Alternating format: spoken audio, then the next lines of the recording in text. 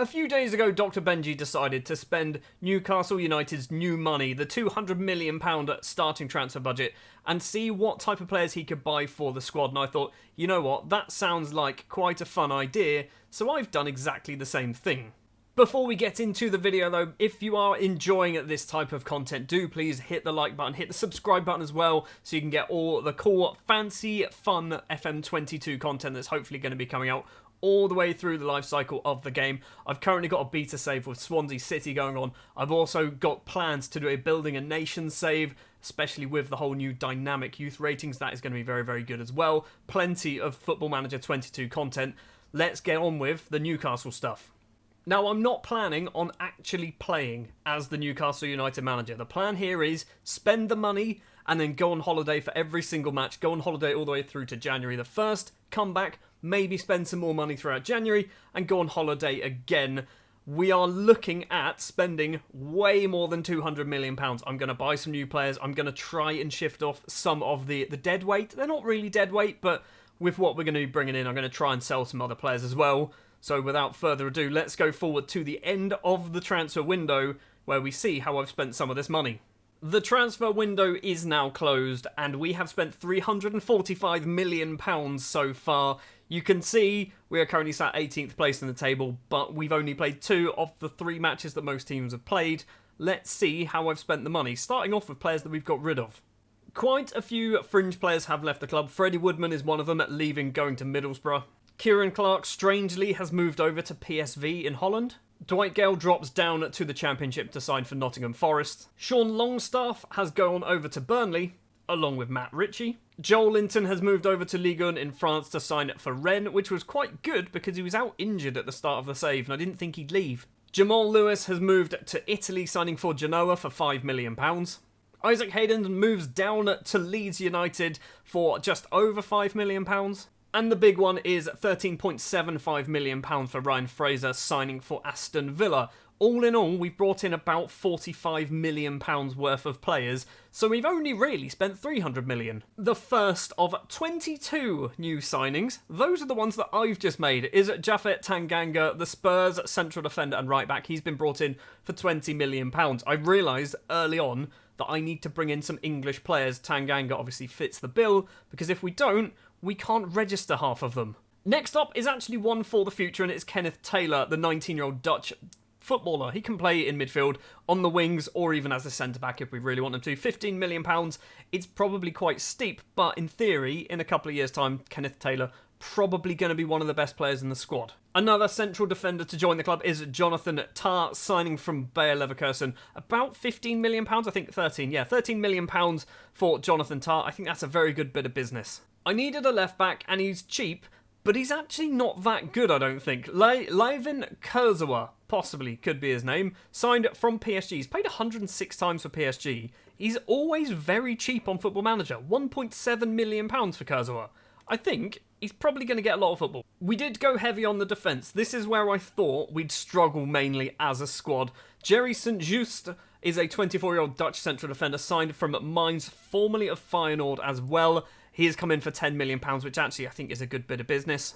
For £1,000, we bought a Jamaican because he kept appearing on my search list and I went, he actually doesn't look too bad. Dwayne Atkinson is 19 years old, from Cavalier in his native Jamaica. He's cost £1,000, doesn't have a work permit. I'm just interested to see if he's any good. Another player joining for relatively cheap, in my opinion, is Timothy Ware, costing just under £5 million in total, signing from Lille, formerly of PSG, played this season on loan as well at Celtic. I think Ware, similar to Kenneth Taylor, is one for the future, but also can do a job now if we need him to. Because we sold Freddie Woodman, we needed another goalkeeper, and Sergio Rico of PSG is the man that we have gone for. I don't think he's as good as Dubravka. I think Dubravka is a very good goalkeeper, particularly if we don't really want to spend too much money on getting a world-class goalkeeper. He's only cost £2.9 million, which I think is a bit of a bargain, considering he's only really up for sale because Donnarumma's turned up in Paris.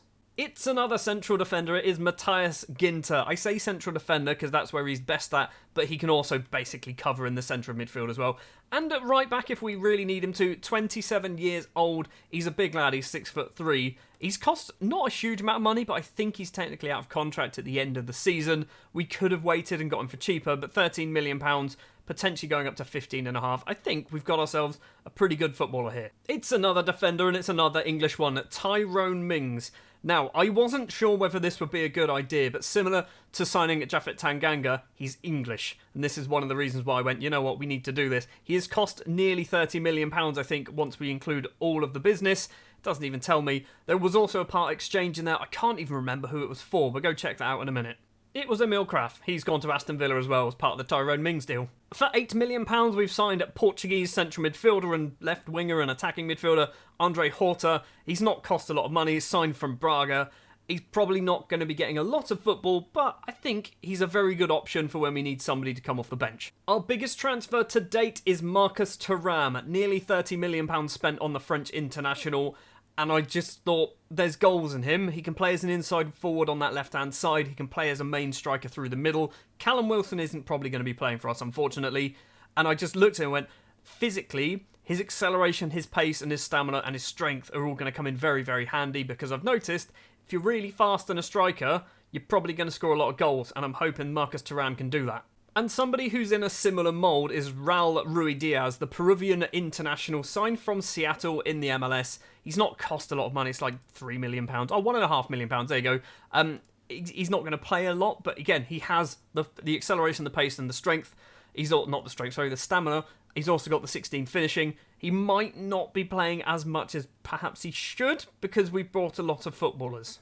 I don't know why I did this one. Ben Brereton Diaz, the Chilean international, which is still very, very strange to me. He's signed from Blackburn and then immediately gone back on loan. He's cost about £8.5 million.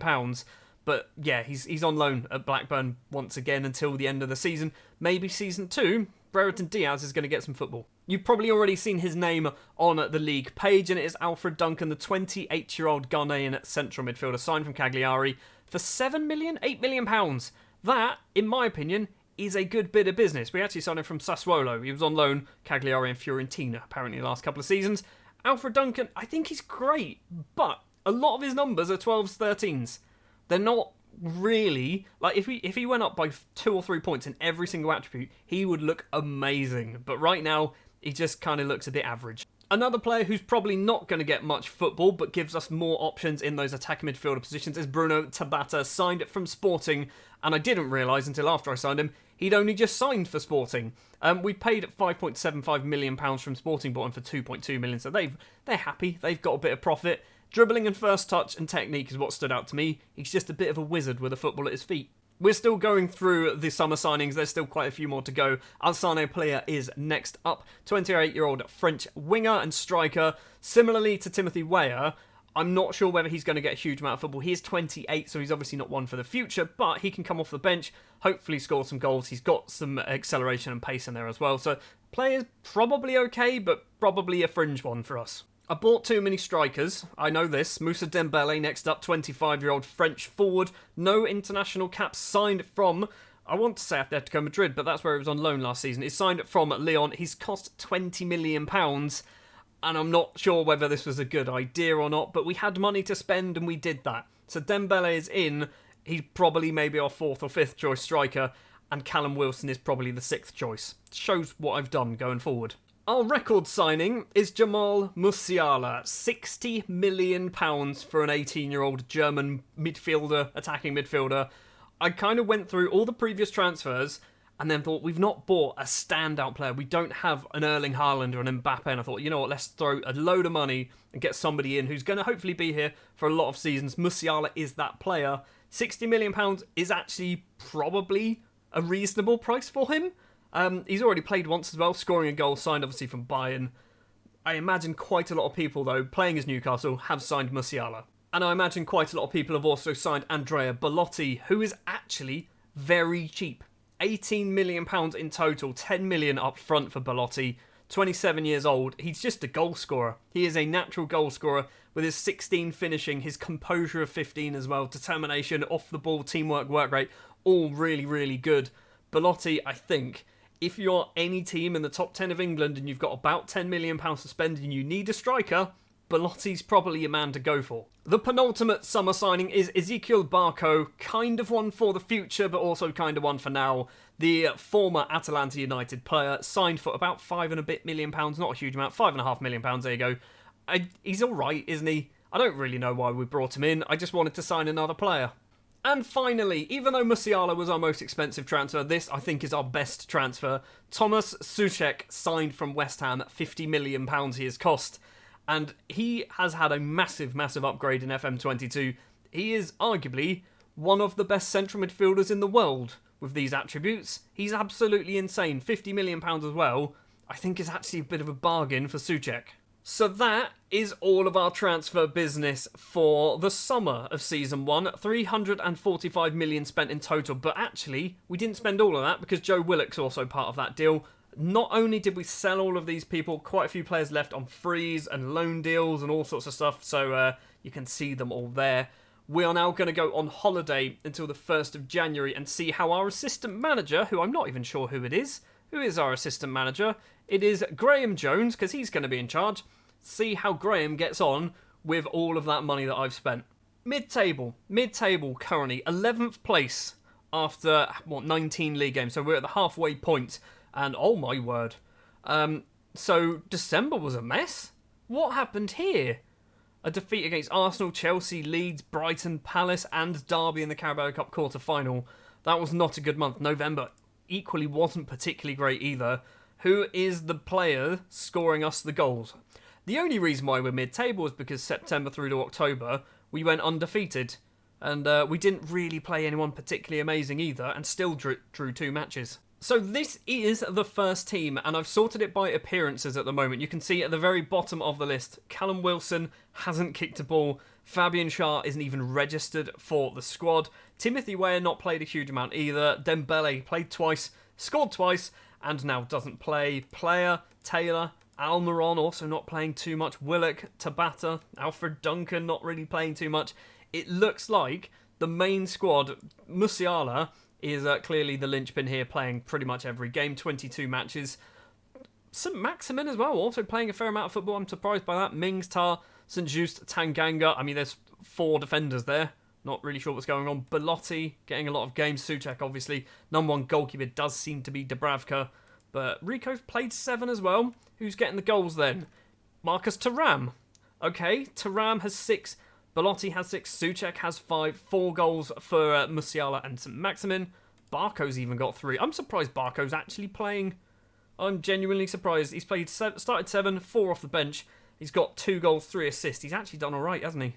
Well, let's hope that when we go to the next little stopgap, which will be at the start of February, Graham Jones has turned things around. I'm going to do, hopefully, a bit of transfer business throughout January. Maybe sell some players, bring some new players in, that kind of thing. And hopefully not get sacked, because I imagine we are kind of on the cusp of being fired. Good news, on the 1st of February, we are still in charge. I have obviously gone through January. I've done some business. I've holidayed every single match. So when we get to the match, I go on holiday and then return the day after. So I haven't played any games at all. Let's see what transfer business we've done. No real players leaving the club in January. The only big-ish one is Paul Dummett signing for West Ham for £1.4 million. He was never going to get anywhere near our first team, so we've shifted him on. And only 1 player joining the club in January, which is a bit of a surprise, but we kind of did spend all of our money in the summer. It's Owen Wijndal, who is a 22-year-old Dutch fullback. This is the reason why we brought him in. We didn't have any good fullbacks, so Wijndal is in. Kurzawa wasn't particularly great. Wijndal's come in. Hopefully, we're going to be a little bit better defensively, and hopefully Wijndal's also going to get a fair few assists as well. And in case you were interested, Marcus Taram and Andrea Belotti have basically saved our bacon throughout January. We had 2 matches against Spurs, which was a bit odd. A draw and a defeat. We then beat Brighton in the FA Cup, thanks to Musiala. And then Andrea Belotti scores, 5 in 3 matches against Man United, Wolves and Burnley. We are now going to holiday until the 23rd of May, which is the end of the season. And we're going to see how we've got on.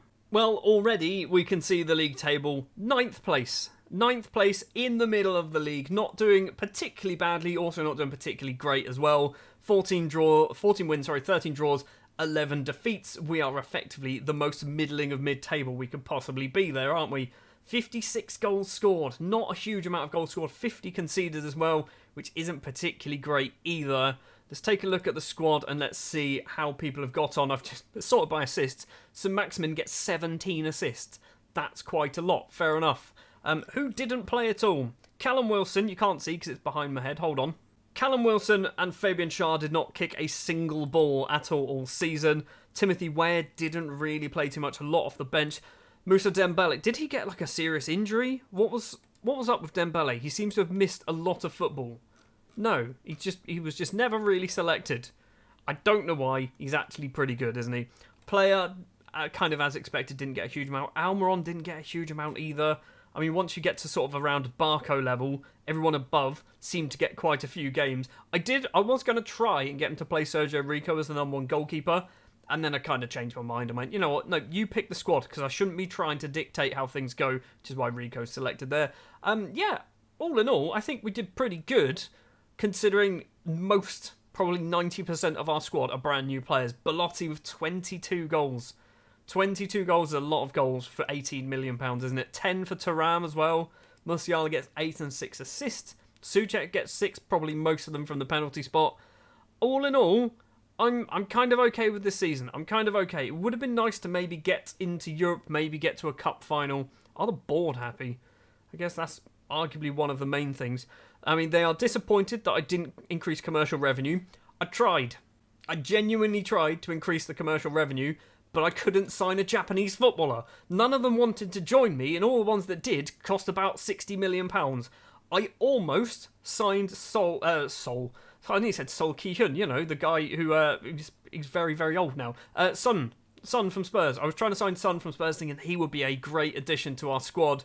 I got an offer of about £110 million accepted, and he just didn't want to join me. He just didn't want to join me, and I didn't want to just buy some sort of average Japanese footballer just to kind of tick that box, so we didn't do that. Maybe next season we look at getting ourselves in a decent Japanese player.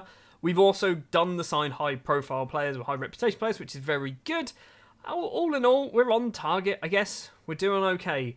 What do they want next season? Qualify for the Europa League. That's fine. We can probably do that. And manager performance, they're disappointed in the matches. I mean, I'm not surprised. A 3-1 defeat against Brighton isn't great, and a 3-1 defeat against Leeds also not particularly good.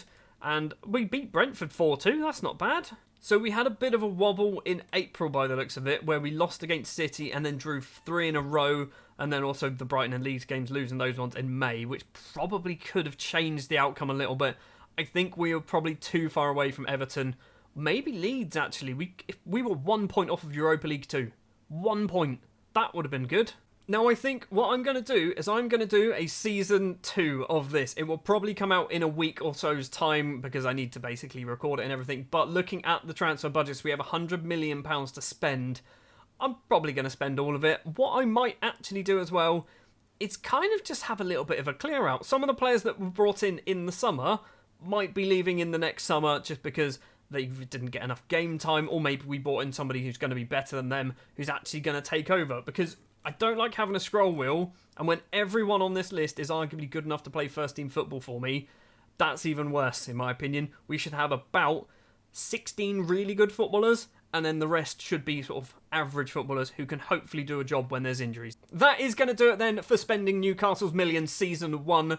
£350 million is spent, actually nearly 400 when you include January. Stick your comments down below about who was a good signing, who was a bad signing. Sushek, in my opinion, very good signing. So was Belotti, but you might have different opinions. If you did enjoy this video, do please remember to click the like button, hit the subscribe button if you're new to the channel, and I will see you in Season 2.